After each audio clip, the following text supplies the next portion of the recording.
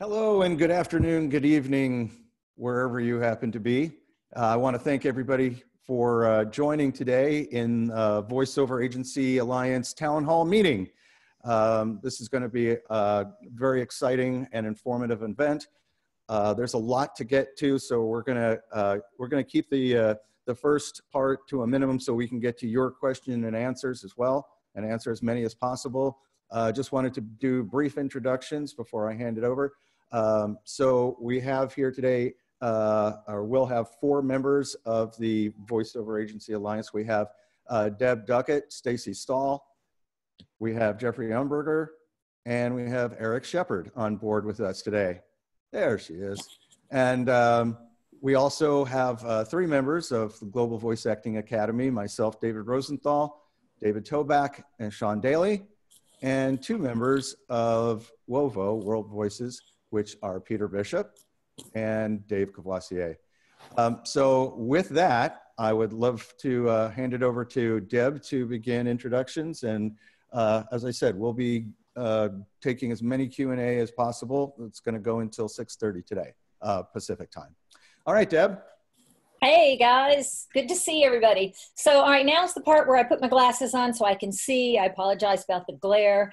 Some of you do know me, who I think have actually signed on. I can't actually see who the participants are, but I can be long-winded, so I'm going to try and read some of this and be a little more succinct because I want to make sure that we have plenty of time left over to do Q&A. All right, so why are we here?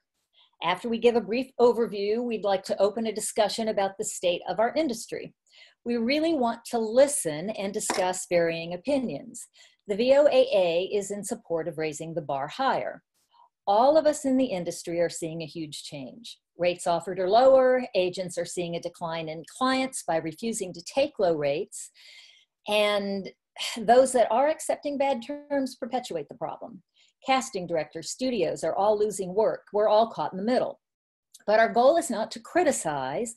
Our goal is to find areas in which we can all agree and build on that concept in hopes of bettering our industry so it's a win-win for talent and talent buyers. So why are our rates low? First and foremost, talents are accepting them. Maybe their agents send it to them and they assume it must be fine. Some because they undervalue their skills and contribution to the final product. Or maybe they just don't understand the industry well enough to know how their work may be used for the money they were paid. Others are proud of working 40 to 8 hours a week and making a great short-term monthly salary, but they don't see that the integrity of the business is being brought down so that huge numbers of jobs are now at disturbingly low rates.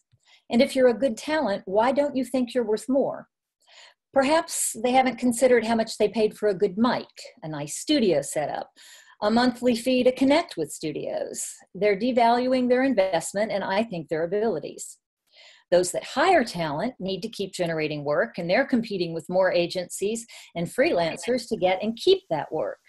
They may be given a lower budget. Producers may not feel like they're in a position to fight for more.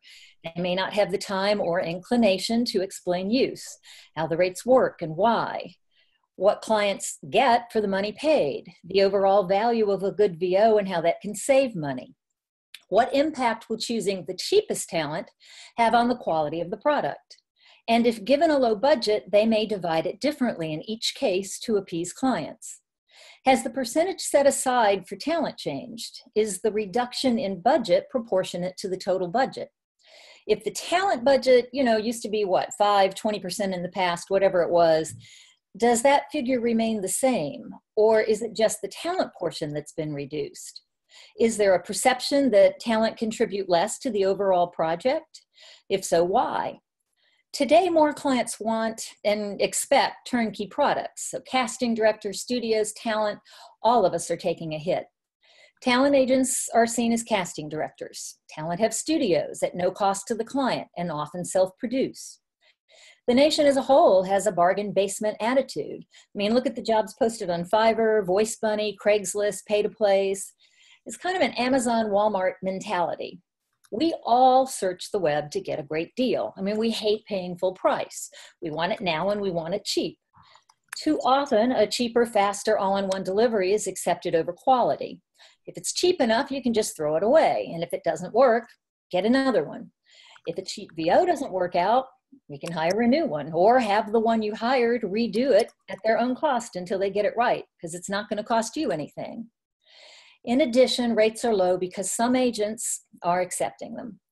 They're trying to put food on the table and they're trying to keep their talent working, but at what cost to the industry? Accepting those rates in bad terms, like buyouts, free cut downs, free tags, there's a long list, only perpetuates the problem. So where do we go from here? How do we raise the bar? Do you even want to raise the bar? I know VOAA does. We'll start with education for the talent reps, talent instructors, producers, everyone in the industry. The new AEs, producers, copywriters, etc., have all grown up Googling everything, and they're used to learning how to do things on their own. So when they Google voiceover and get some agencies, many individual talents, lots of pay-to-plays, that must be the norm, right? And if they can save the client money, they look golden, score, which brings us to today's landscape and pay-to-plays. Eric?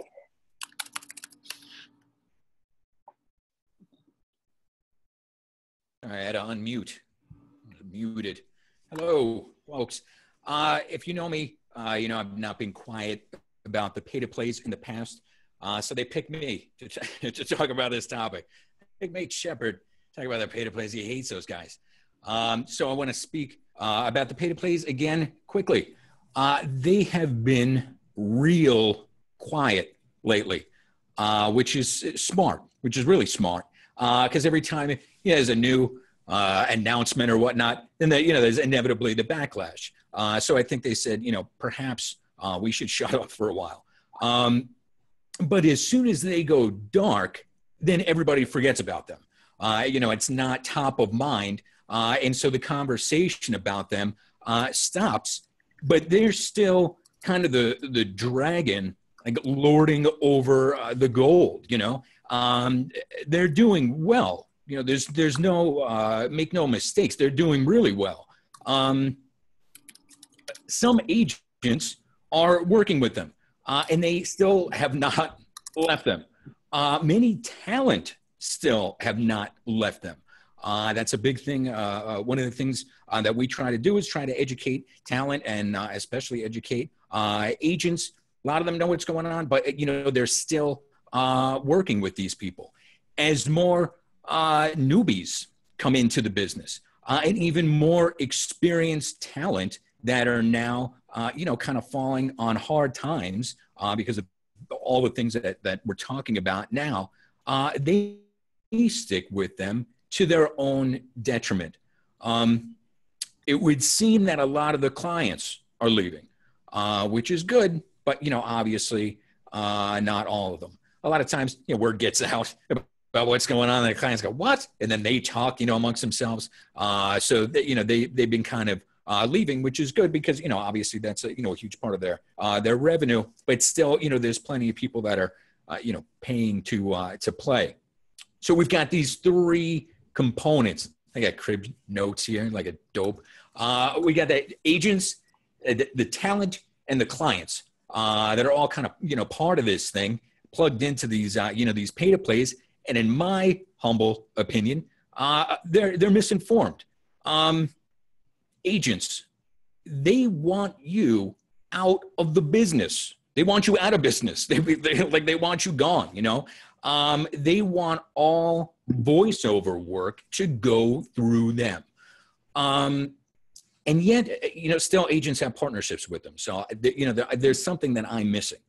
Talent, they rip you off. There's always these upfront fees, but then there's all these behind the scene fees, that are laughable. You would never, ever accept that type of treatment from an agent. So to accept it from a pay to play, is crazy. I don't know why you're paying to be treated in such a manner. And then last is the clients, and the clients are really getting ripped off.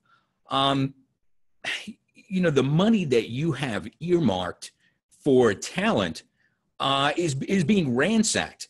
So the talent are only offered a percentage of what you've paid. So you have, X amount of dollars. You say, I've got $5,000, earmarked for talent, and I'm going to get a certain caliber of talent because I have, X amount of dollars to offer them. But that's not what talent are seeing on their end when they're invited or however it works to these projects.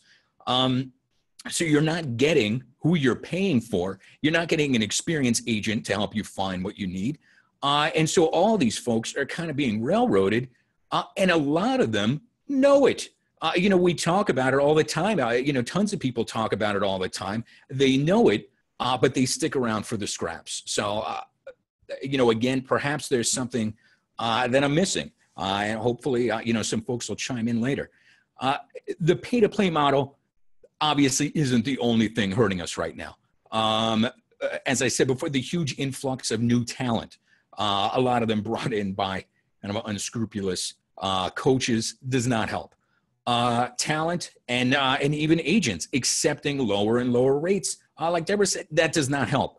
The huge and very real client exodus away from running jobs as union does not help.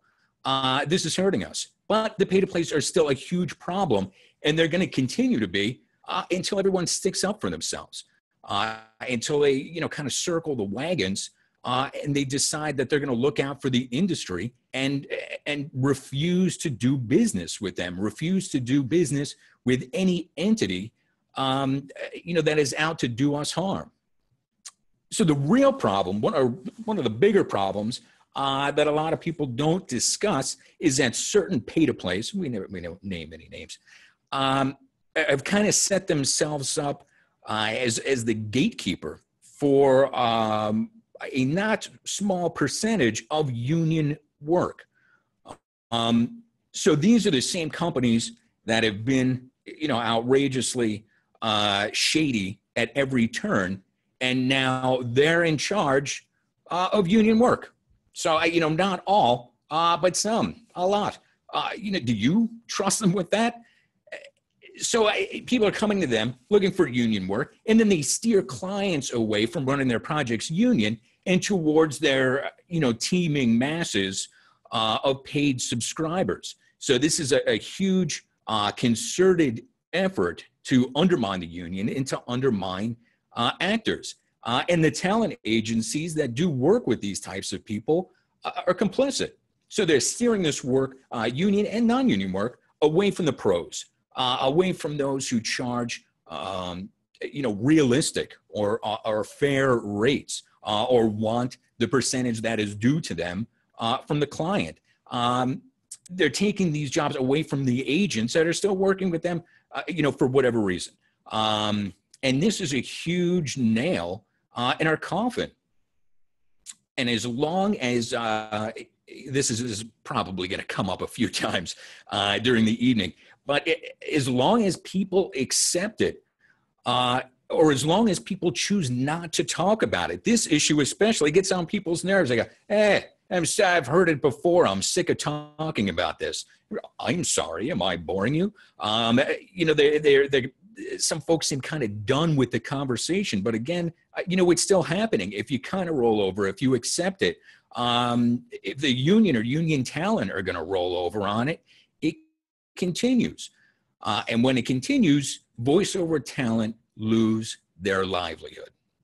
And that's the truth. Jeffrey's up next.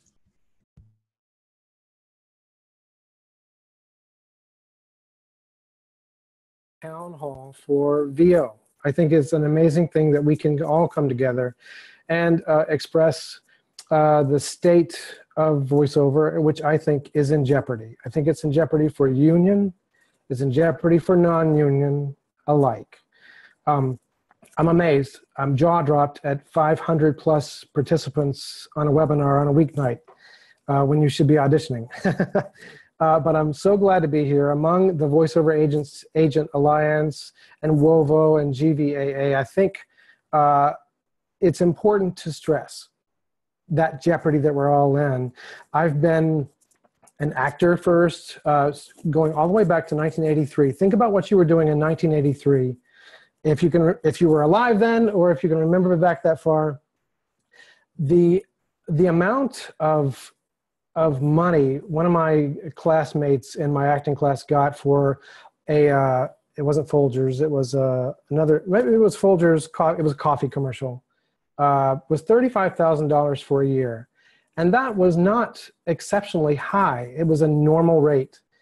I would split my body in half and feed it to something if we got anywhere near that rate right now. It's astonishing how much it's gone down in that regard. However, since I became an agent, let's say casting before that, but agenting about 13 years back is my reference point as an agent, the rates have they've been climbing. We've been working on them climbing. Union has been working on them climbing, except within about the last year. I am in a right to work state. So my ratio of jobs have always been about 70% non-union and 30% union. And it's not changed for me much right now. I do get national opportunities, but regardless, I'm still getting about that same ratio. I have always based my rates at or near and hovered right around the union rate standards. I think it's fair. I think it covers the right things, protects the talent, which is our bottom line as agents, as their partners and their advocates.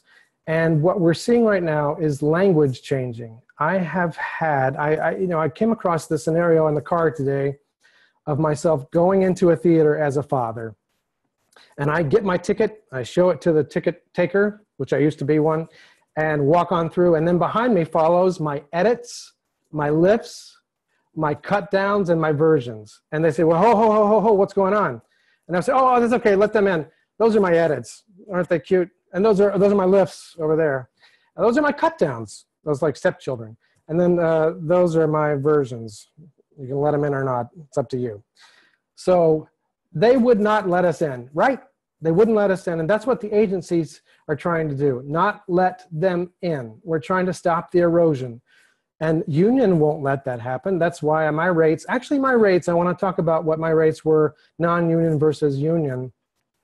In a very reputable, high-profile video game, my non-union talent was on that non-union game. And I had a very good, profitable rate for my talent. At one point, the union, the video game went union because the actor that they hired was union, and so everything changed. My talent, who I'd gotten that very good rate for, were being paid half. And that's not a blanket statement for all rates. I'm just saying there is a give and take. And we're here for you. I was able to secure a very good non-union rate for this video game. It went union, no problem. And for those that I had that they didn't want to kill off, that the fans liked, they doubled the rate. So it was a double scale union rate to match my non-union rate. I, on the other hand, as an agency, got 10%, which was less than what I was getting before that changeover. But it was all about the talent getting a fair rate. We don't have that. And in my day-to-day, I'm seeing more high-profile casting directors, production houses, producers coming to us regionally. I'm a regional agency who does national work. And so my talent roster is national and international. But I'm getting more opportunities now than I ever have, and I'm having to look at that. I'm saying that is because things are maybe going non-union. But I'm having to really, really hawk the rates, along with my fellow people at the VO Agent Alliance. We're having to put the brakes on. We say, no, just because it's non-union doesn't mean it is a trough. It's not a place to feed on talent. It's a place where you get talent at the same rates that are fair and have been fair for 35 years that I know about, and you don't get them for that. You don't get to let my lifts in and my cuts and my edits and my versions. You don't get my non-union rate for something that's paltry. There is a give and take for everybody, and every client has their needs. Some are below industry rate standards, but we don't go to honky-tonk town. We don't let them have something for nothing. we let there be a little bit of grace with our extended or our long-term talents, and we accept only those things that are fair. But I'm seeing from casting directors who I worshiped coming to me with opportunities that are astounding, and I'm jaw-dropped by that. And it's hard. It's very hard to know them and to have worked with them over the years and to have to say, wait a minute, we're pushing back. This is not fair for, it wouldn't be fair for union, it wouldn't be fair for non-union, it's not fair for the value that the voices are bringing. Along with that, you have people who are desperate or very, very giving, actors who are giving their home studios away for free. So that savings, number one, does away with the established studios who have worked millions of years to establish their clientele. It's giving away, but the savings goes back to the client. There's no hike in the talent rate, even though talent are giving the studio usage for free. All of this means that the talent feel desperate. They feel insecure. They feel unprotected. They're giving away. They're giving to you so you can have them. And I don't want to partake in that. And that's what I feel like with the Alliance, with WOVO, with GVA. We are all trying to say, hey, we are on one boat crossing this river, and we've got to get to the other side all intact. And that's what a partnership is. That's what an agent versus talent is, not versus talent. Agent with talent is. It's a partnership in protection. Just as union is protection, I think that non-union, if you're running it right, is protection for the talent as well. We only want one voice. Everybody put the brakes on. This is not a free-for-all. Just because everyone can get online now doesn't mean that nobody has value. Everybody who does a job has the minimal value. I don't know any house I could go to on my street where I could say, well, I'll pay $30,000 for that when it's worth $300,000. And they would ask me why. And I would have no comeback, except I say, I want it. Let my lifts and my versions and my cut downs in. So I hope that everybody understands that we are about making the rights for the actor be sustainable, make a living. We're on the same team, and we're charging the same charge here. So everyone, get your colors in gear, and let's all go together in this. I look forward to your questions. Thank you, Eric. Great. Thank you so much, Jeffrey. Obviously, what you're hearing is a very passionate plea on a number of levels, but mostly to be vigilant and be proactive. That's what we at GVA are trying to preach every moment that we have a chance to as well. We are, for those of you who don't know, we're an online voiceover school and an online community. We are passionate because, as everybody here today, we're all passionate because we love this industry. And we want to keep this integrity and lift it up to where we know that it's been in our past and where it could be again if everybody stays on the same path with us. So much of this, and it befits us as a school ourselves, an online school, is about education. It's about educating every single client that you talk to on the business end. It's about educating other talent as to their value. And we at GVA just had a rate and negotiation webinar where we talk about all these different scenarios in which you can work and educate your clients in the business side of it, including ad agencies too, if you're if you have an in to them, about how to educate them about how it's actually hurting the industry as a whole. Another thing that we do at Global Voice Acting Academy, besides supporting individuals in their journeys, is to post a rate guide, which is constantly being updated and has quickly become the industry standard, and are being used by agents and voiceover artists as well, all over the place. And David Toback is the kind of mastermind behind this, and has been able to really help this grow into something that has a tremendous impact in the industry.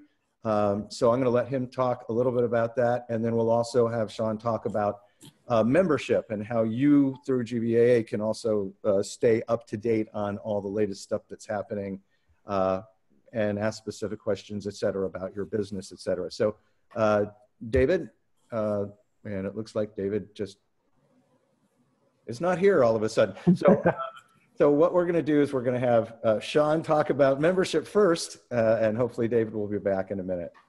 Sure thing. Well, we miss you, buddy. But hopefully he'll be here in a second. But thank you guys for inviting me to this panel. I'm truly honored to be around such passionate and just incredible agents and fellow voice talent. So as you can see from our guests, the need for quality voiceover education has never been higher. And it's always been GVAA's goal to provide basically university level voiceover and voice acting education. And so with our membership, we tried to make that even more accessible to people by creating this unique, affordable resource for VO talent of all experience levels and all budgets. So we offer educational resources like our script library and Q&A webinars led by David Rosenthal. We have frequent opportunities for talent to practice with their peers in workouts led by myself and David Toback, as well as top-tier coaches in various VO genres. And we also offer career guidance and rate guide support and rate negotiation advice as well, because every day we see people asking for all sorts of new projects that don't really have a standard rate because the mediums are changing and the projects themselves, the nature of them are changing as well. So this really is the perfect program for both experienced talent, for newer talent, looking for sort of a one-stop shop for basically ways to improve their business and their craft and to make sure that they are always improving and creating a reputable business for themselves and not degrading the quality of the industry itself. So speaking of that, or people with a similar goal, I'm going to pass this over to Peter Bishop over at World Voices Organization. Oh, Toback is back? Okay, never mind. So before that happens, hold is... That's right, Bishop. We're going to put you on hold for a second. Okay. Yeah, sorry. Florida thunderstorm and the internet goes out. Only time today, figures right on cue. So hopefully it doesn't happen again. Sorry for jumping off there, but thanks for joining us, everyone. And I know we're talking about the rate guide, and a lot of people obviously know about GVAA and the rate guide, and we know what we've tried to do. And I always like to say it was a little happy accident between myself and Christina and Milicia, which I'm sure everyone knows who that is. But it was a response to not knowing myself, how to quote a project in my early time. I'm like, wait, everyone has told me I was on the Evil Overlord pay to play before, and they told me what I was supposed to make, and the agents say this is what you're going to make, and all of a sudden it was like, well, wait, I have a client that wants me to do something. What do I charge? I didn't know. And so she helped me out with some rates, and we put together this guide and said, what do you think of this? And that was really the genesis of it, where she saw the opportunity to respond to something that was happening in the industry, which was falling rates and lack of knowledge across non-union talent. And the problem is there's really no consolidated rates information. And so people were just kind of taking their best guess, just like I was. And with new talent coming in, they see P2Ps, right? If you go search in voiceover on Google, the first thing you'll see is pay to plays. And so it's kind of a natural thing where there's not a natural shift or a natural road for people to take to get into voiceover. Everyone kind of figures it out on their own through help, through voiceover groups, in Facebook and things like that. And so there's not a lot of good information, whereas you have other areas where you have rate cards, but there wasn't one for the majority of people. So that's where we really took the opportunity to get together with industry professionals, some of the people that you're seeing here tonight, and other talent and other people, coaches in the industry that have been doing this for years. And we got rates together and we started it, and we've been on that journey for the past almost 3 years now. So we really wanted to empower talent to take control of their business through knowing and understanding, rates and their value.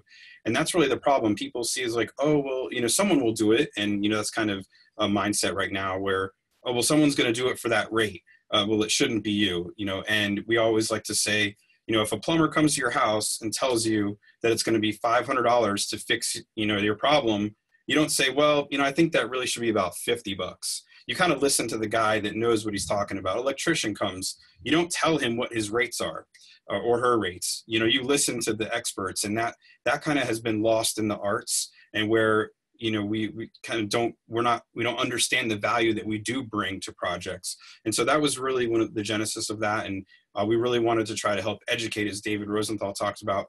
That's the biggest problem. People come in and they don't get any education, and then all of a sudden it's too late. People are contributing to the problem without even knowing it. So I think we've started that journey, and we want to continue it. We're passionate about it. And just a little bit more information, we do gather rates from top industry professionals. We work with agents, we work with casting directors, we work with people that are seeing it on the ground floor and what rates should be, and what are appropriate. And we do alter them based on current trends and what's going on. And so that's important. We want to make sure that it's accurate and it's not something that we're just making up and, pulling out of our butts. These are legitimate rates that are coming from top tier sources. And so we gather those. We're doing updates. We actually did a little one today, a little update, some change, but we do some major updates, usually about once a quarter. And if you aren't already on our mailing list for updates, you can find that on our website at the rate guide. Or you can get there going through the VOAA rate card as well link, which we'll have in the chat and stuff, but you can get there, get on our mailing list, and you'll make sure you get all of our updates moving forward. So that's all I have on the rate guide. If you have any questions on that, pop them into the Q&A. We'll get to them at the end. And thanks so much for your time, guys. Thanks for joining. It is really important that everyone is here and everyone helps contribute to the solution to what is going on in the industry. So we thank you very much. Thank you, David. Passing it on to Peter with WOVO. The problem coming in about 6th on the list is all the good sound bites have gone. All the main points have been covered. I mean, you probably saw me nodding with Eric and his P2P thing. I've been thinking about this, and I want to attack it from a slightly different point of view. There are 3 types of VOs. 3, lots of subsets, of course. Those that know that what they should be doing and act upon that. They only take the good rates, the proper rates. Let's not use the word good and bad. Let's say proper rates. You've got the ones that don't know what they're doing. They're the ones that aren't actually understanding what Jeffrey was talking about with cut downs and all the extra tags and all the versions. They don't actually understand. And they don't understand about conflicts and in perpetuity. One of WOVO's aims is to educate, to bring people up to a level where they can at least understand enough to make sound business decisions. Because without this information, it's not just knowing what a rate should be, it's everything else that goes along with it. People come in, they may have good VO talent, they may have very bad business skills, or vice versa sometimes. But those ones that don't know, we need to get in a position where they know. The ones up here that know what they're doing and follow the rules, they've got a problem, which is the lack of jobs. But to me, the real problem is the middle ground. It's those that know what the rules are, they know what they should be charging, but still have got the P2P accounts and taking the $200 jobs when they know they shouldn't. They know better. The problem is they're usually pretty good talent. And so these are the ones that are getting the gigs from at the low rates, and they're actually giving the impression to the client base that they can get cheap talent. Not all cheap talent is bad talent, unfortunately. There are a lot of people that know what they're doing that will take the jobs, the $50, $100, $200 jobs, when they shouldn't be. We've been accused, many of us here, WOVO included, with the whole name and shame thing. Should we tell people not to do things? We can't tell people what decisions to make. As WOVO doesn't have that authority at all, but we can strongly suggest that if you care for the industry, these are the decisions you will make. We have no power to instruct. Agents have a power to say, well, if you're with them, you're not with me, because they're running a business. But we've got to educate from the bottom. We've got to attack the industry as a whole to make sure there are more and better jobs. whether they're union or non-union, really for this discussion is academic, as long as the rates are up there. But we've also got to attack that middle ground, the ones that I think are possibly more damaging than a newcomer with a modicum of talent that doesn't understand what can't even say it, talk for a living, in perpetuity means. The person that does know what it means and says, oh, it doesn't matter, it's only a cheap hotel chain. Yeah, but what happens when JW Marriott come along and they do care about it? So WOBO's aim is to educate, to advocate, and do what we can to bring people up to a level where they can make good business decisions. And I can use the tagline, we speak for those who speak for a living. And with that, I'm going to pass it on to Dave so he can fill in all those bits that I missed on my little tirade. Oh, sure. Put me after the English-speaking guy. Yeah, thanks. I'll play the caboose. I'm going to make it real quick because we got a ton of really great questions. We all get it here. And even the 500 attendees or more get it. We believe in the community. We understand that when somebody does something wrong here, it affects somebody there. How can we reach the guy who doesn't get that? I mean, I could name a couple of names of some very prominent voice actors who are making six figures and who just could care less whether we're keeping up to standards of rates or not. That bothers me. And the other thing is, even though it's a community and we all have to support each other, it still comes down to each individual caring enough, being a grassroots movement, to ask their client or their agent or the producer, hey, how come you're only paying this much? I mean, you really have to ask the tough questions. You have to. There'll be other points made, but those are the two I wanted to make, was that we're a community. We got to care about each other. And we somehow have to reach out to those who think they don't belong to that. They're islands. And the other is that you have to stand up for yourself. You have to do it by yourself. The individual has more power than GVAA or Voice Over Agent Alliance or WOVO. We do what we can to advocate, but it's got to come down to you. You have to educate yourself and stand up for yourself. Great point, Dave. Thank you so much. And yeah, we're all very passionate here. We're kindred spirits, and we hope you guys who are watching are too, because this is really our life's blood, and it's really important that we do stick together and educate together, not just say we're going to, but actually do that. And so we are now we're gonna open this up to questions. And Stacy, if you're ready to roll, you can just start shouting out the questions to whomever you'd like. And I am. I'm here. Can you hear me, everyone? Yep. Everybody. Okay. Awesome. We've got a whole bunch of great questions here. Let's start with the first one. Since the pay-to-play model is the Walmart of our industry, what are agents and agencies doing to make themselves more valuable and appealing to the clients? Deb, why don't you take that one? Is there a way to see the question so that I can actually? Let me just super paraphrase. What are agents doing to make ourselves more valuable? Excellent question. Rates have always been a perceived value. When I started, rates were whatever anyone would take, and it was mostly DJs. And then I literally knocked on every door in Austin, went to every single ad agency and said, hey, you guys are making money, these guys are making money. Do you think we can help you make more money by you not being back to back with the same talent on 5 or 6 spots in a row? And for that, are you willing to give us something in return? Amazingly enough, they all agreed. I didn't know about the union. $35 was the going rate, but we held to a quarter and we ooched up from there.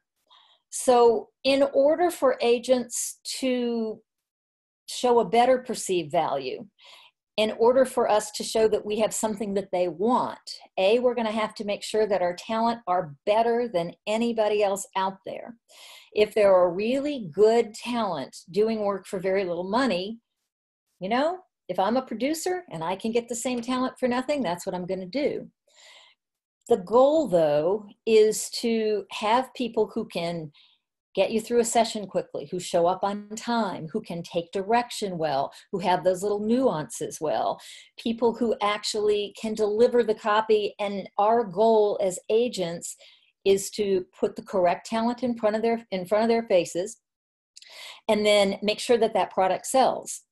If we do a Super Bowl ad and that Super Bowl ad has $0 and it did not score well, it's not 100% the talent's reason that they didn't, but if it does, they took part in that.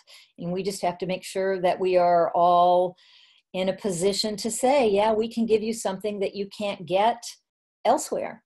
And what concerns me is now there are lots of really good talent, really extremely good talent, willing to take whatever comes along out of, I don't know, panic because they can't feed themselves that week. I get it. I've been there. But if we continue to do that, the agencies and producers aren't going to see that there's any value in what an agent has. We just stand in the way of not letting them get to talent who would automatically take it. We also have to educate those clients and say, you know, here's why we charge this. If I just say, I'm charging you $800, period. I mean, that's just my rate, $800. I wouldn't pay it if someone came to me and said that. But if I can say, I'm charging you this because of X, Y, Z, here's what you're going to get in return. Here's why that's going to make you guys and your client money. I think that's going to work. I mean, I don't know. Does that come close to answering? I don't know who asked that. Does that come close to answering? I think so. I think it was an excellent answer, Deb. If no one else has anything to chime in, I can ask the next question. Are we good? Next question. Lots of effort seems to have been put into educating agents, casting directors, and talent. Has there been any kind of coordinated campaign geared towards the ad agencies, buyers, production companies, etc., to educate them? Jeffrey? You have to unmute. There you go. Every time I get an audition, it's a new chance to tell someone the value of my talent roster. And that's the concerted effort that we've been doing forever as agents. Now we are, whether it be union or non-union, even if it's union and I need to get triple scale for some of my celebrity talent, I have to fight for the rate pretty much on every job. What I do on a daily basis is if I see a job come in and it's a SAG job or SAG after job, I do the SAG after a sigh because I don't have to worry that I have to fight for as much protection.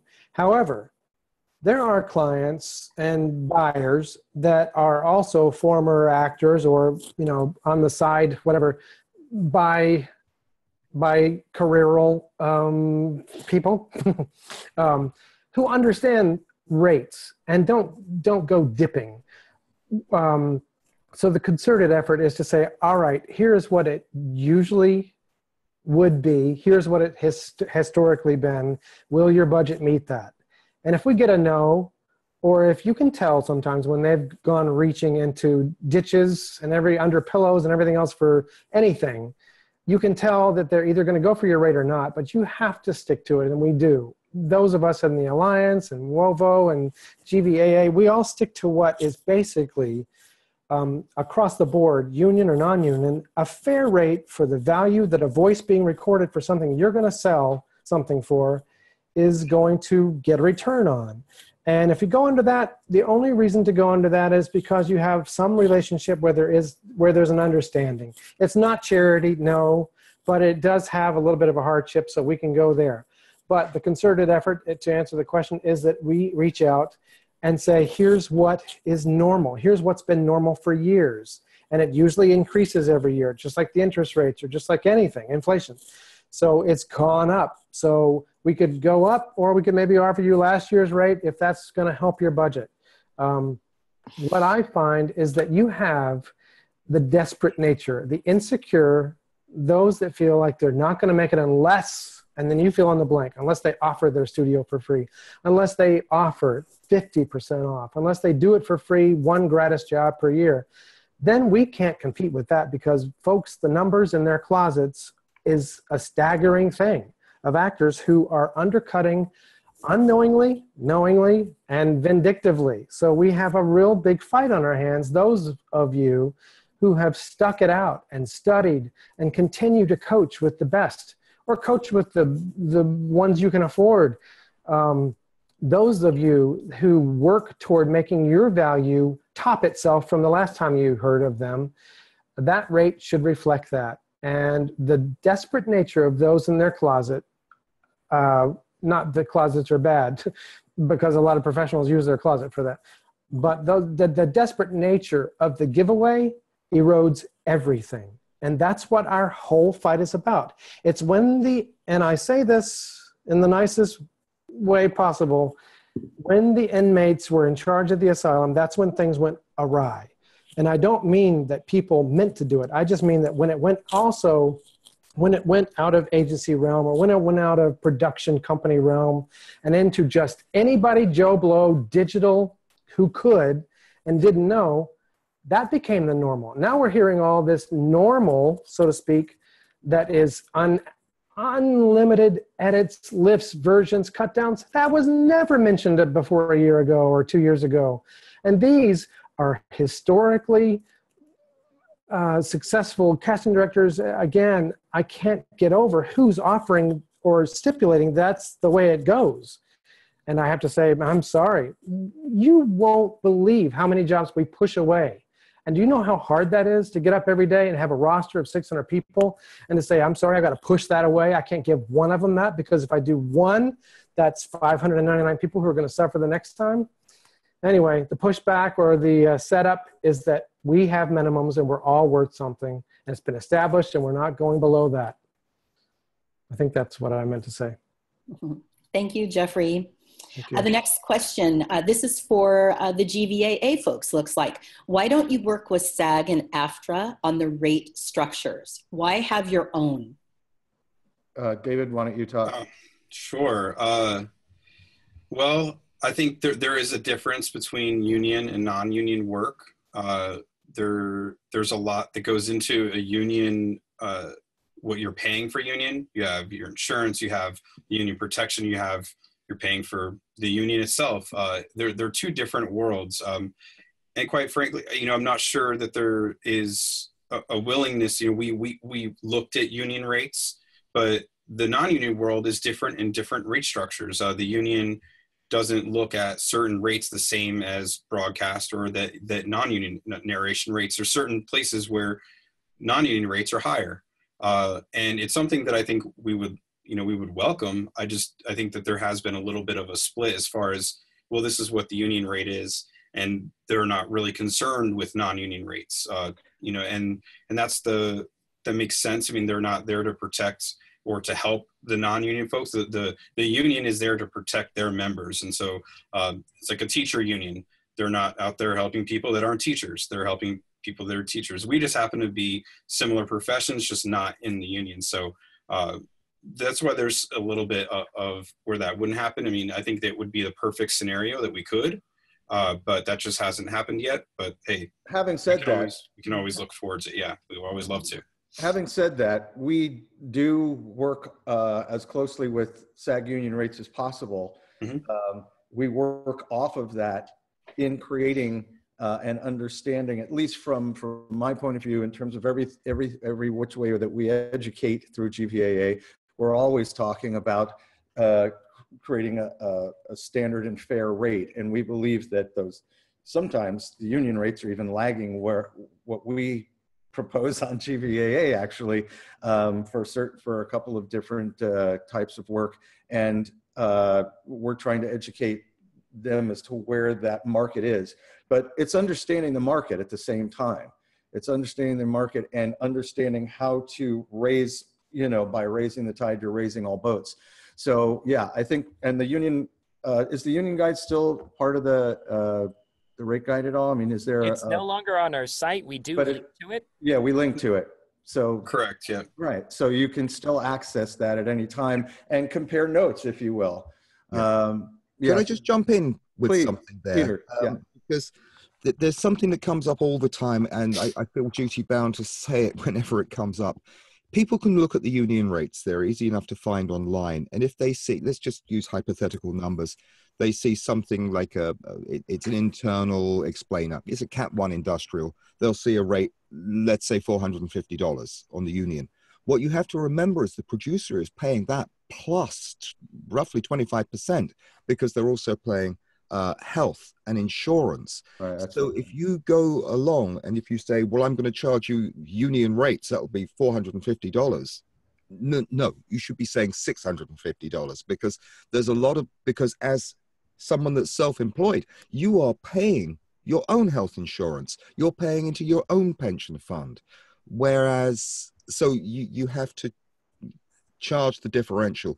So sometimes the union rates look low, but it's simply because this stuff is included. And if you're trying to, as a non-union person, trying to match a union rate, remember, add 25% to those union rates to cover yourself for health and insurance and all those other little bits and pieces that are taken care of behind the scenes when you're working a union job. So it's very difficult to compare apples to apples. Don't look at the union rates and what you're going to charge as non-union and do a direct comparison because you have to add to that number you see. Thank you, Peter. Yeah, thanks, Peter. It's perfect. Excellent. Moving away from rates for just a second, switching gears a little. This question from a talent, is there anything we can do past just saying no and turning down all of the auditions in order to make a real difference? Eric, why don't you take this one? Yeah, just saying no, that's good, but that's only half the battle. We say no, as Umberger touched on before, as an agent who's concerned and as a VOAA agent, we say no all the time. But you can't just say, well, no, bye. You have to say no and tell them why, so that next time when they come around, they know that something was unacceptable. Either you didn't like the rate or you didn't like the terms or you are rightfully not accepting, cuts, versions, lifts, and all that other nonsense. Explain to them, listen, I can't do it for these reasons, and use that as a starting point in the conversation. Don't be like, you jerk, I'm not doing that. Negotiate, man. That's part of the game. And that's difficult for a lot of talent, and that's understandable. Talent are, they kind of live to serve, yeah, I'll take direction. What do you want me to do? Stand on my head? Whatever you want, I'll do it. And that's the mindset of a good talent. So it's tough for them sometimes to get down to brass tacks. So if it's tough for you, bring it to your agent, for God's sakes. We have no qualms about doing that. That's what we do all day. Is negotiate with these people. But if you're taking it upon yourself to do it and you're saying, look, man, if anybody saw me do this, I get in trouble because this is really crap and I shouldn't take that, you have to explain why. Have a conversation with them, educate them if need be, and say, this is what I'm not happy with. And hopefully there are others that are doing the same exact thing. So they go, well, 5 folks got back to us and they said they're not doing this because they don't like the rate or they don't like the versions or they don't like that we asked for a 6-hour session or whatever other nonsense that they're asking for that they probably know is kind of a crazy ask to begin with. Now you're getting somewhere. Now you're letting them know, even if they're not going to budge on this one, they know next time when they're talking to their client, listen, we tried that nonsense last time and it didn't go over so well because, a lot of folks came back and they said, they're not going to accept that. So then that's going to, again, educate them and hopefully change things in the next project. And we've seen it happen. We've seen it happen plenty of times where stuff went out to the agents and the talent and, they put it on billboards and stuff and all the pay-to-plays and whatever. And they said, these are the terms and this is what we're paying. And everyone went, no, man, that's crazy. And then 2 days later, we found some more money under the couch cushions or whatever. Oh, look at that. And all of a sudden, the rate went up and the terms changed to something that made more sense. And that was because people said no. If you don't accept it, they won't expect it. Thanks, Eric. A few questions about the union. Let's see if we can answer some of these. Is union VO work noticeably on the decline? Deb? Let me unmute here, sorry. It is from what we're seeing. However, there is still union work to be had. I see a shift in what's happening in that instead of having that posted on pay-to-plays, the union work that we are getting is coming in directly via email. But yes, a lot of the union work, clients that used to come to no one but us or pay nothing but union scale are now understanding wholeheartedly that if they can get the exact same talent on a pay-to-play or individually on their own for half the price, they're going to take it. There's no reason for them not to. So yeah, we are seeing some of that work decline. But folks, there's still work to be had. It's a matter of seeking out those clients, figuring out how to diversify, figuring out where to go to pick that work up. Unfortunately, we got to have talents behind us to do that.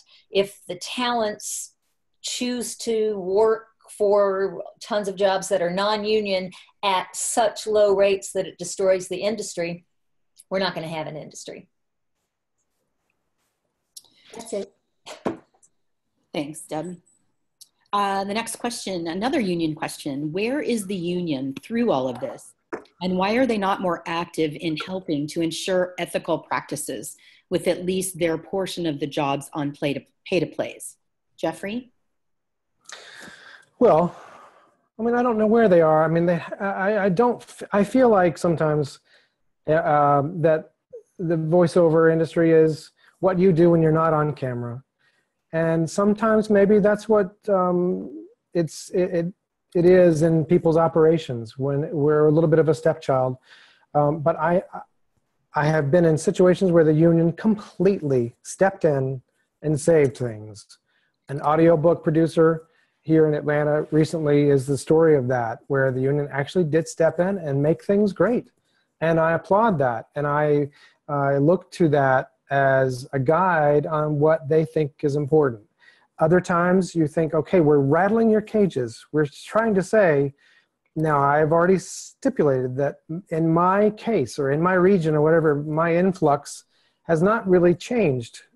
I'm still getting 70% non-union and 30% union, let's say, as an example, for me. But I think it has changed when you look at the pay-to-plays, maybe cajoling clients to go non-union because you have a malleability there, where you can bend people away from good, fair rates that the union has worked years to establish.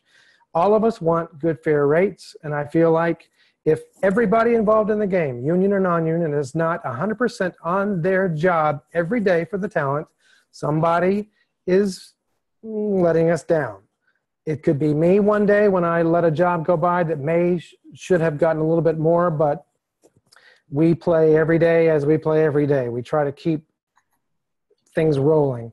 But specifically job to job, I don't have an instance where someone has completely dropped the ball, let's say in my day-to-day. You know, it either comes to me as union or it doesn't. There are times when I feel like the job can go union and should be, and the talent they're looking for, I can refer them to union talent and say, hey, actually this is the actor that you need for this. This is the portrayal you need from that copy. And jobs have gone union.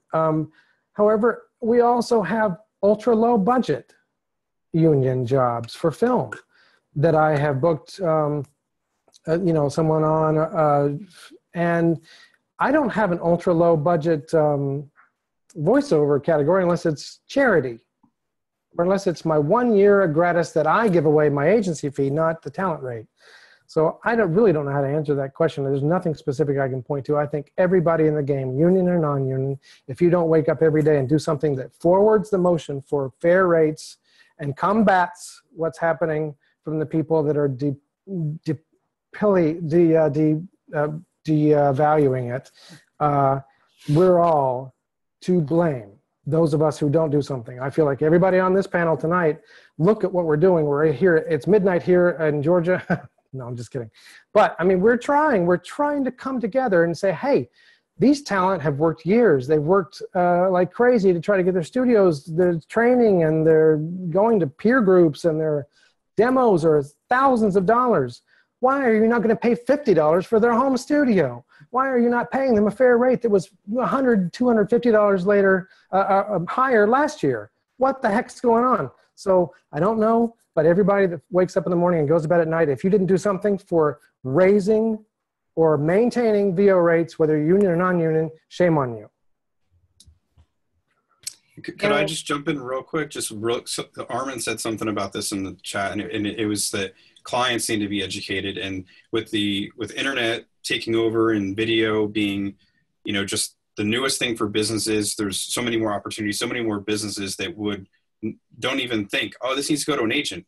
And so they just go into a search engine and type it in, and they're finding the wrong sources. So some people, when you talk to them, they're willing, like, oh, really? It's happened to us. We've had, members and people in the GVA community that say, like, oh, I had a client and I said, no, this is the right rate. And they're like, oh, I didn't know there were standard rates. Okay. And they just paid it.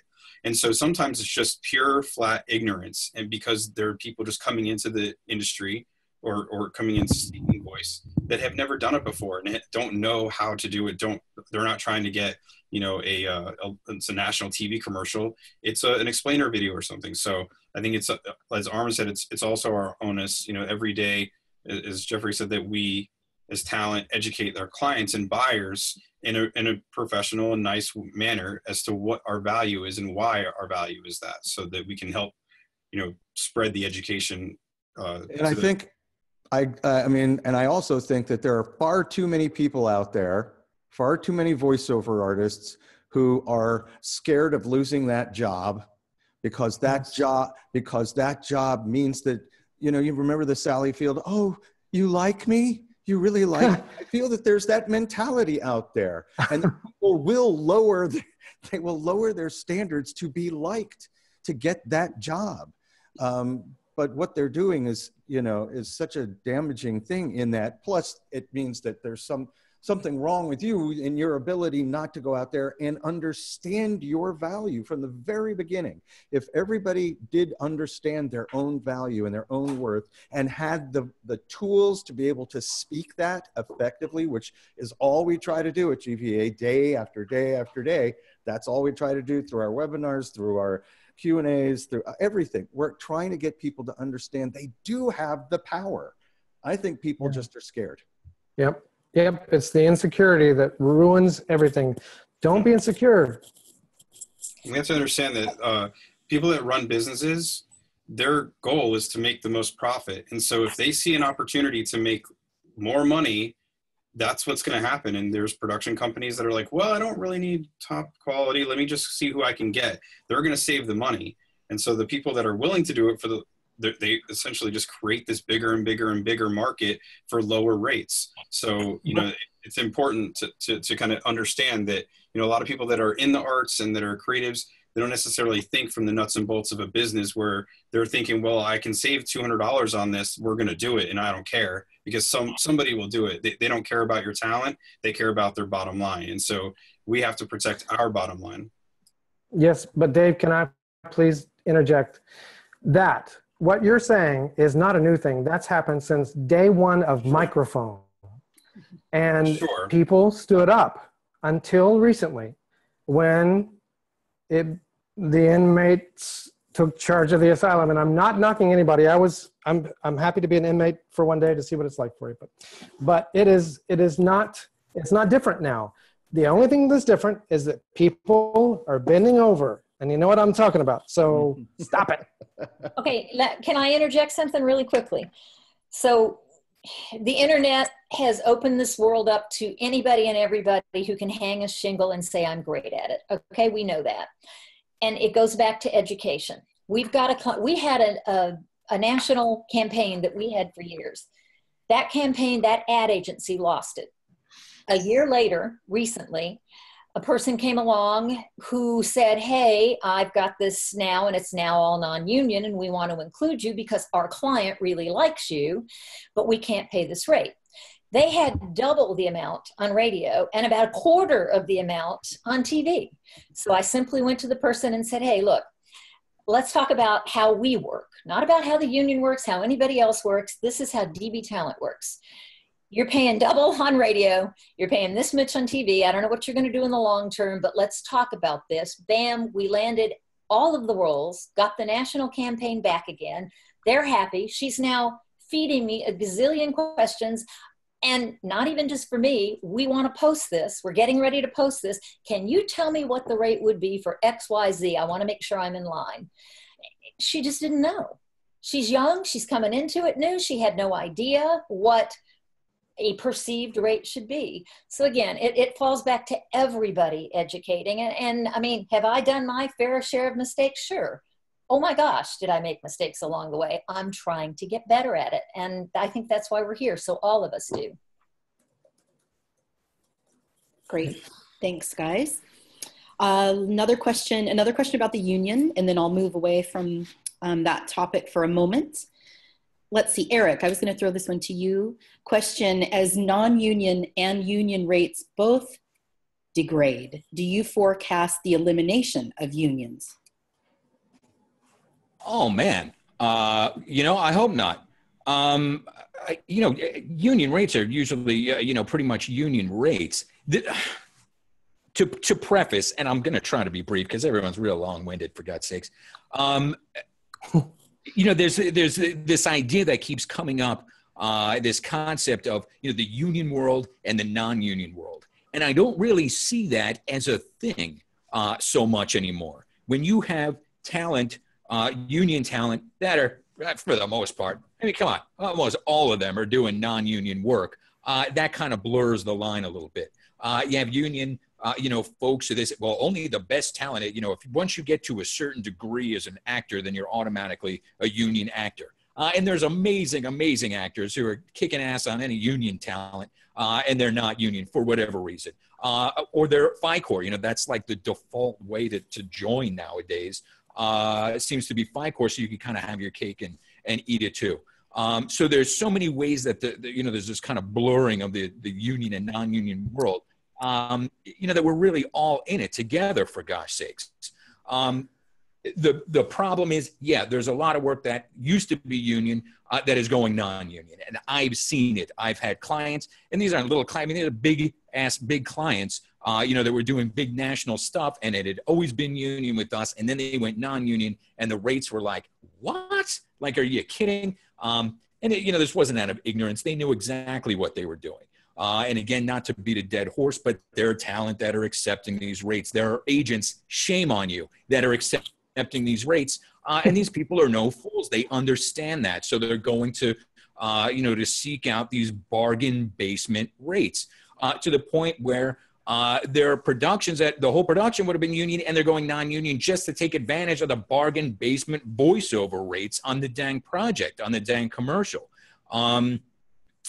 So again, I know this doesn't 100% answer the question, but, scale is scale. But when people are accepting, if they're just saying, well, screw scale, and it's going to be a non-union project, and then they're accepting lower and lower and lower rates, that's affecting the union and union talent and all talent, because that's another client that's decided, next project I'm going non-union on this to take advantage, of these lower rates. So, we're all guilty. I mean, that's the point that just keeps being brought up over and over here, is that if you accept it, that becomes the new norm. That now is the new rate. And, these clients, somebody had said before, well, there's some ignorance, and there is sometimes. But for the most part, at least, for most of the clients that we deal with, or people that have, been in the game for a while. This isn't some new kid who just came out of nowhere. They know what they're doing. They know what they're asking for. They know what they're asking of us. They understand what's going on with the cuts and versions. They understand that they're going non-union on this project when it used to be union and it still should be union. They understand, when they're giving us pennies on the dollar of what they did, the year before. So, again, you accept it. That's where they're going to go. They're going to go for the cheapest good talent that they could find. And so it's, it's all our fault. Speaking of long-winded. Yeah. Very briefly. Hey, here's a question that in both ears, every single day. Deb, over to you. How do I work with my own agents who are sending calls out with terrible budgets and terms attached? I'm surprised, but not. Communication. I mean, educate yourself so you know what the rate is supposed to be. If you don't have any basis, you're not going to know if it's a bad rate or if it's a good rate. You know, someone says, oh, I have $10,000 for this job that should be $200,000. If you don't know what the rate is supposed to be, then you don't know what you're taking. In order to, I think, have any kind of relationship, whether it's business or personal, you have to have open communication. And if you can't have that with your agent, then maybe it's not the perfect fit for you. So talk to them and say, hey, why are you sending these kinds of things out? If they continually send it out, maybe you're just part of a group. They either think that you're not worth it. They think that they're not worth it. Maybe you've indicated to them that you're desperate and you need the work. I mean, you can take it or not take it. Just because they're sending it out doesn't mean that you have to take that work. But if you don't take it 10 times out of 10, they're going to not send it anymore. So you need to have that dialogue way ahead of the game to say, hey, here's what I'm willing to do and not. What are your business practices? Mine are this. I expect to be paid at least this much. You know, I'll work 10% from scale or 20% from scale or whatever it is. But I am not willing to do this kind of a thing. Have that openness. And if they say, well, hey, we generally send this out, or you start seeing that 90% of the auditions being sent out are in that format, and you're concerned about it, it doesn't sound to me like it's a good fit. So, I mean, I would say move on, but before you move on, have a dialogue. Maybe they don't know what the rates are supposed to be. I can't imagine that, but you know, I don't know. Maybe they don't know. So have a conversation. Great. Excellent. This is something that was moved over to the chat, or from the chat room. Sorry, that sounded like it was a conversation unfolding there. And it is from Carol Raff, who's also an Alliance agent. She says that we have often seen rates and terms improve when we talk to the clients. It can be done. And then a talent answered that they have never had that experience. Every time I've tried to educate a client to rates, they've gone with someone else. Jeffrey, do you have any comments on that? Well, thank you. Yes, Stacy, I have had success where I've received a job from, it was on, where I received a job and the rate wasn't good. And I didn't just turn it down blanketly. I said, the rate is not what it needs to be, but thank you very much. And then the client did come back and ask, well, what would be a good rate? And so the rate was, I quoted the rate according to what I thought was fair. And it was actually a rate that was very across the board, non-union, union. It was kind of standard. It was very standard. This client, this buyer, I think was just uneducated and meaning well and meant to offer the best. Otherwise, they wouldn't contact me to see what the right rate was. They would just move on .org to whoever. But I was enthused that they had an interest in finding out. And since that time, this has been a few years back, and since that time, I've always offered what my rate would be, of course. Here's what the rate should be, or here's what I would normally offer as a fair rate that seems to be industry standard. And they would say, well, that's maybe standard industry, but it's above what I can do, and I would just decline. This client came back and I quoted, and then the job was re-released per this website with my amount plus a little bit more, maybe like for an agency fee on top. And I was delighted because it meant success in expressing what was fair, not saying, screw you, that's a horrible rate. It was more like, there is a rate structure and here's what it normally would be. If your budget fits that, that would be great. And that's the result of that little interplay there. And since that time, it's worked out in that favorable way many times.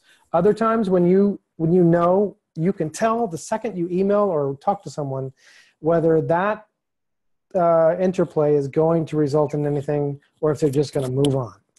And that's the part. That's the part. When you know you have somebody that's just going to move on, when you go off the line or off the phone and think, how do I get on? How do I get online? How do I express this is bad? This is this job. If it comes out, think about it. It's not going to be good. And there's no reason why it can't pay this. This is not a charity-based company. It's not a not-for-profit. It's just someone looking for a dirty down low rate. And I have done that in the past. I've expressed my Hasbro problems, not to mention the company. But there are times when you need to shout, and I have done that. But it really doesn't take shouting. It just mostly takes, hey, here's the info that's normal. And the value of the voice you're looking for is paid this, has historically been paid this. Here's a little bit of a range. We might could work for you, but that's not much, unfortunately, off the real price. So take it or leave it. Thanks, Jeffrey. Thank you. Here's another question. This is about marketing. This talent is asking that he would like to do self-marketing to help himself and his agents. What would be the best protocol for that? Eric, would you like that one?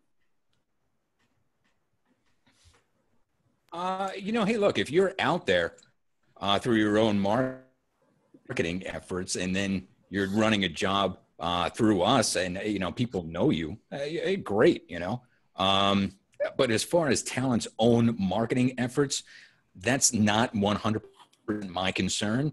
A lot of talent do come to me, talent that I rep and say, oh, I'm working on this, or I'm working on that, or, I'm branding myself this way or the other way. And that's great. But for the most part in, day-to-day reality, any job that they're working through my company, we're marketing them, and we're doing that through their voice. It's not through, how lovely their website is, or, how catchy their tagline is. We're sending them demos, or we're sending them reads. So marketing is hugely important, and your branding and all that stuff, and reaching out to clients. Super important. Everybody, every talent still has to be their own agent. They need agents because we get stuff that you're just not going to get on your own. And I know some agents disagree with me, but coming from being a talent and being friends with a lot of talent, listen, you could have a girl in every port. So if you've got somebody good in a bunch of different cities and states, they're all going to get different stuff. There's going to be some overlap, but get them, man. Get as many possibilities as you can. But for the most part, you're going to be your own best agent, and that's where your marketing is going to come into play. As far as how we're working together, not so much. Thanks, Eric. We're getting close to the end of the webinar here, so I'll ask a couple of maybe questions to the group. What are your thoughts on the new casting sites out there? The new VO Planet that hasn't launched yet, and Voice Casting Hub. I'll throw it to you first, Deb. Okay. I'm not sure I'm the first person to go, but I say any place that is a site that offers decent work is a good site. We can't necessarily pay to be on every single site. I think it's individual marketing that's probably going to bring in the most to any agency. But I think you need to check out any sites that are out there. You need to figure out what kinds of auditions are coming through, what kinds of rates are being paid. If it's a possibility to bring in some work, go for it. Anything else? Eric? I think those are two different animals, aren't they? Isn't VO Planet more of a pay-to-play model, whereas the hub is, works just directly with the agents? So I think those are two, very different things. You're only going to get hub stuff, through your agent. I'm on the hub.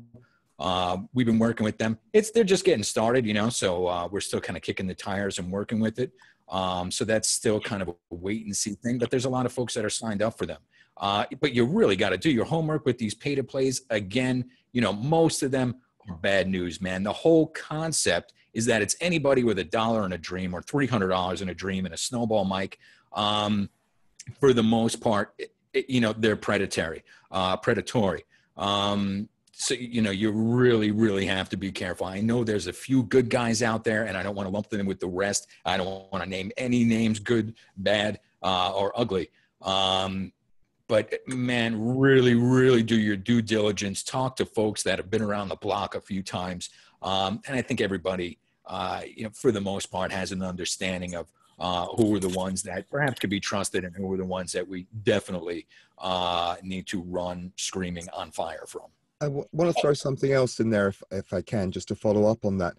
Even if someone looks good, and everything looks to be in order, and maybe it's a startup pay-to-play site, and the rates are reasonable, and you've heard people have got jobs, check the terms and conditions. You have no idea how many times you are unwittingly giving away the rights to your work. It becomes their property to sell on with no recourse to the talent. This is borderline illegal in some countries, but check the terms and conditions. Even if something looks wonderful, if it's a production house that you think you're getting a good deal from, they've got good rates, are they owning the work? You've got to check every single point in the terms and conditions. That's standard with any agreement you sign. Can I jump in for just a quick second?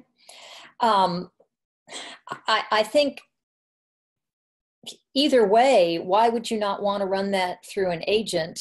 And that kind of takes care of all of that if you're not clear as to what a rate should be.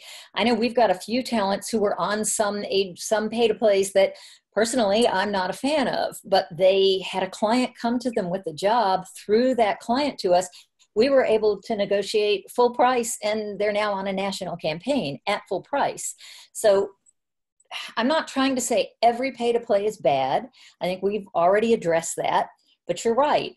If you aren't going to take the time to look, let's let your agent look. Throw it somewhere so that at least you have someone on your side that's helping. I help people behind the scenes, whether they pay me or not. I mean, if it's something that you're just asking consultation on, some people offer 5%, some people offer a Starbucks gift card. Some people offer other stuff that I haven't accepted yet. But you know, it's about, the bottom line is just making sure that there's another set of eyes on it. You know, I may not be right, but I can give you an opinion on a release or terms or whatever it is. And even if you know, if I didn't originate the job, I'm not bitter that you bring it to me or that you just bring it up to me and I don't get it. I'm happy to take something or not. The bottom line is that we're partners in that making that what you do on your own or with me is protected, period, bottom line. Fantastic. The Starbucks is great, yeah. I believe we have time for one more question before One we more. wrap it up. Okay, let's wrap it up with this last question to everyone. What are some positive signs that the movement may be garnering steam? I'd like to just open that up really quickly by saying that we've had a number of success stories through GVA, through we help with rate guide negotiation through one of our membership plans. And we've already had a number of success stories where the way in which we've empowered people through telling people how to negotiate, what to expect, not to back down, to be clear, precise, friendly throughout the process. We've had a lot of success having clients come back and giving a totally fair and acceptable rate for the job that was done. And we're seeing a lot more of that. I really think that if everybody out there took it upon themselves to understand what their value is, understand how to communicate that effectively to their client, and stand up for that and be clear about that, you'd be surprised how many people will come back and want to work with you, because all of a sudden they actually perceive value where they did not before. Mm-hmm. And you have to understand, a lot of people coming into the industry now, the millennials, have been used to getting everything for free on apps, and there's always a free version of that, right, somewhere. And so they just don't get that concept sometimes. That's not their fault. It's your fault if you go, oh, well, I can't work with these people. You actually can, but you need to treat them don't talk down to them, talk to them and educate them and build them up, create a professional relationship so you can get repeat business, which is something that I see a lot more happening. So that's a success story right there. Anybody else? This town hall is a good example. Look how many participants we have that wanted to hear what we had to say, hear what they had to say, give and take. They wanted to have questions answered. They would at least throw it out there. I mean, I think it's a good start, education. I think people do tend to rise. I mean, it's the whole thing about the darkest hour. We have the formation of, well, we have VOAA, we have the Agent Alliance, we have GVAA. I'm a strong believer in community. And if a community can be united, as we are showing it can be here, that is better for us than just being victim of divide and conquer, which there's always going to be an element of that. But together, the kickback with education and just holding the line can make a big difference. And I think, as you say, the whole town hall, the three entities meeting here, providing a united front for anyone that's watching now or will be watching over the next week or so. I think that's progress. I do want to say, I think, when you have these organizations like we have just that are sitting here, WOVO is working tirelessly to educate. GVAA is working tirelessly to educate. The Alliance, the Agent Alliance, is working tirelessly to educate and to support and to protect. And when you look at that, that is also what the union is meant to do. So as an entire community from A to Z, no matter who we are or who we're with or what organization we have planted ourselves with, there's a bottom line. And we've said it over and over again what the bottom line is. It is the talent's rights, it's the rate, it's the value. And so no matter what or who you're with, we have one goal. And the fact that so many of us have come together online, look at the effort that it takes to make WOVO happen. It's the world, it's the world organization. That's a lot of real estate. And global voice acting academy and voice agency agent alliances for everybody in the whole world. And the union is American and it's copied from other countries.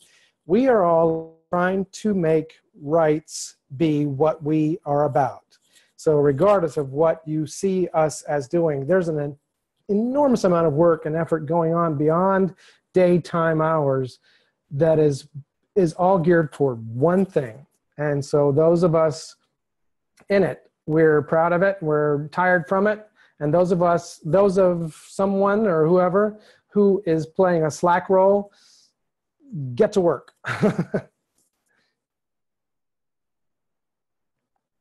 Anybody else want to chime in on that one? That is some self-congratulatory stuff right there. Goodness gracious. We're getting things done. But, it's not, man, we're not, none of us here, none of us on the panel, we really haven't even scratched the surface. We are making changes. We've said there's been projects, very specific projects where we've seen people said, no, it's the power of no. And they came back with more reasonable rates. And a lot of what we're talking about, is just rate. We're trying to save the industry, for God's sakes here. That is really how important these conversations are. But regardless of how much work it takes to come up with an acronym, we're just getting started because there's a lot more to do. Right on. Well, I just wanted to say one thing, please, David, before we please, go, Sean. because I saw a lot of questions again and again and again about, because we've done all of the people here have done so much work on how to educate talents, and there's been requests on how to educate clients as well. And I know VOAA and GVAA are doing that, but don't devalue your own role, your own responsibility in this. Because keep in mind, there is no unified front of production houses, of casting directors and stuff like that. But there is a community of voice talent. There is as many individual businesses in need of a voice as voice talent. So each of us individually reaching out and educating clients, that is how you do that. So don't devalue yourselves and get out there and educate your clients. What a great way to end our webinar. I'd like to wrap with a kind of a bit of a plug. Of course you would, Eric. Hey, listen, everyone else is plugging, man. This isn't actually a plug for us. It's about Voice Strong. Everyone has seen the hashtag. The Voice Strong movement is about keeping this conversation going. It shows that you care. It shows that you're doing the right thing. So we call on people to use the hashtag, to use the logo. Why, you know, is it silly or hollow? It's not. We ask you to do that because others will follow, because it shows that you are an example. You are somebody who cares. So go to the VOA webpage. You could get the logo. Go to Facebook. We got some stuff coming out. We got some Voice Strong swag, and we're going to do some fundraisers. We got some other initiatives coming out. But it's a nice and somewhat easy way to let people know that you're concerned about these issues and you want them to be concerned as well. And it's, you know, it really just kind of encapsulates a lot of what we're talking about here is Voice Strong. That's it. I wanted to thank everybody for coming as well, and just remind everybody that's here, keep talking about these issues because we can't solve them if we don't address them.